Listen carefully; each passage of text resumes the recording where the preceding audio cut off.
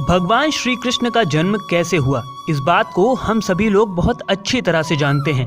लेकिन क्या आपको ये पता है कि भगवान श्री कृष्ण की मृत्यु कैसे हुई थी? उनके शरीर का दाह संस्कार किसने किया था? ये ऐसे सवाल हैं जिनका जवाब जानने की जिज्ञासा हर किसी के मन में होती है। तो चलिए हम आपको बताते हैं कि आखिर भगवान होते हुए भी श्री कृष्ण की मृत्यु कैसे हुई थी। मान्यता है कि भगवान कृष्ण का जन्म 3112 ईसा पूर्व में हुआ था। वैसे तो श्री कृष्ण का जन्म मथुरा में हुआ था, लेकिन उनका बचपन गोकुल, वृंदावन, नंदगांव, बरसाना और द्वारिका आदि जैसी जगहों पर बीता। कहा जाता है कि महाभारत युद्ध के बाद भगवान श्री कृष्ण ने 36 वर्षों तक द्वारिका पर राज किया। इसके बाद उन्होंने अपना देह त्याग दिया, यानी उनकी मृत्यु हो गई। कहा जाता है कि उस समय उनकी आयु 125 वर्ष थी। महाभारत के युद्ध के बाद जब दुर्योधन का अंत हो गया तो उनकी माता गांधारी बहुत दुखी हो गई थी। वह अपने बेटे के शव पर शोक व्यक्त करने के लिए रणभूमि में गई थी और उनके साथ भगवान श्री कृष्ण और पांडव भी गए थे। गांधारी अपने पुत्रों की मृत्यु से इतनी दुखी हुई कि उन्होंने भगवान कृष्ण को 36 वर्षों के बाद मृत्यु का शाप दे दिया था।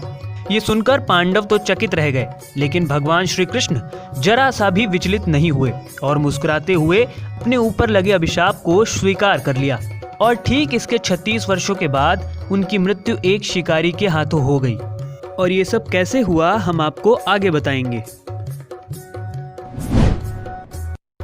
भागवत पुराण के अनुसार एक बार श्री कृष्ण के पुत्र सांबा को एक शरारत सूझी। वो एक स्त्री का वेश धारण कर अपने दोस्तों के साथ ऋषि मुनियों से मिलने गए। स्त्री के वेश में सांबा ने ऋषियों से कहा कि वो गर्भवती हैं। जब उन यदुवंश कुमारों ने इस प्रकार ऋषियों को धोखा देना चाहा तो वो क्रोधित हो गए और उन्होंने स्त्री बने सांबा को शाप दिया कि तुम एक ऐसे लोहे के तीर को जन्म दोगी जो तुम्हारे कुल और साम्राज्य का विनाश कर देगा। ऋषियों का शाप सुनकर सांबा बहुत डर गए।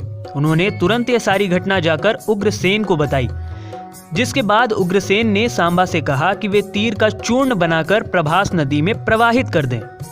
इस तरह उन्हें उस शाप से छुटकारा मिल जाएगा। सांबा ने सब कुछ उग्रसेन के कहे अनुसार ही किया।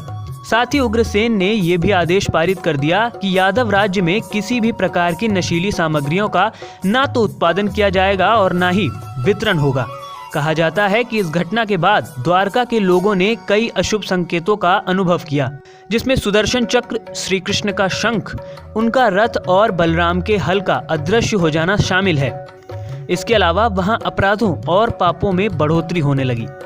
द्वारिका में चारों ओर अपराध और पाप का माहौल व्याप्त हो गया। ये देखकर श्री कृष्ण बहुत दुखी हो गए और उन्होंने अपनी प्रजा से यह जगह छोड़कर प्रभास नदी के तट पर जाकर अपने पापों से मुक्ति पाने को कहा। उनकी बात को सब लोग मानकर प्रभास नदी के तट पर चले गए, लेकिन वहां जाकर सभी मदिरा के नशे में चूर हो गए और एक दूसरे से बहस करने लगे। इसके बाद उनकी बहस ने लड़ाई का रूप धारण कर लिया और वो आपस में ही लड़ने मरने लगे। इस तरह आपस में ही लड़ मर कर वहां मौजूद सभी लोग मारे गए। भागवत पुराण के अनुसार भगवान श्री कृष्ण एक दिन एक पीपल के पेड़ के नीचे विश्राम कर रहे थे। तभी जरा नामक एक बहेलिये ने श्री कृष्ण को हिरण समझकर दूर से उन पर तीर चला लिया, जिससे उनकी मृत्यु हो गई। आपको बता दें कि ऋषि द्वारा कृष्ण के पुत्र सांबा को दिए शाप के अनुसार श्री कृष्ण को लगे तीर में उसी लोहे के तीर का अंश था जो सांबा के पेट से निकला था और जिसे उग्रसेन ने चूर्ण बनवाकर नदी में प्रवाहित करा दिया था।